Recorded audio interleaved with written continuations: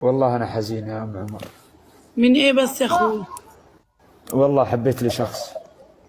حبيت لك شخص؟ اني شخص؟ أه أقول لك بعدين يا أم عمر.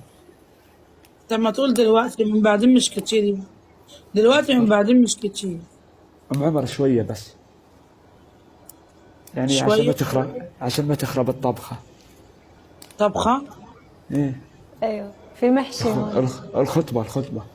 خطبة ايه وطبخة ايه؟ فهموني على السالفة اللي انتوا عمالين تتكلموا فيها.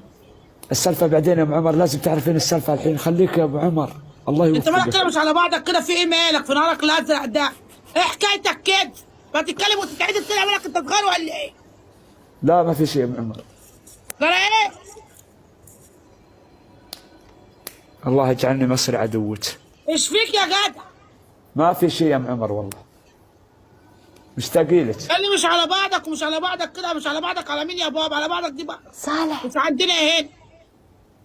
ودعاء مع السلامة. شغلوا مسكت الأرض الطيبة. مع السلامة فين يا اختي؟ تعالي. هو في ايه بالظبط؟ مالك أم عمر؟ هذه اللي قبل شوي هذه صديقتي وبعدين؟ وأحبها، وبعد ما تحبها؟ نبغى خطبها. طب انا هسيبك تحلم بحبها من هنا للصبح عشان انا راح اكل. مع السلامة.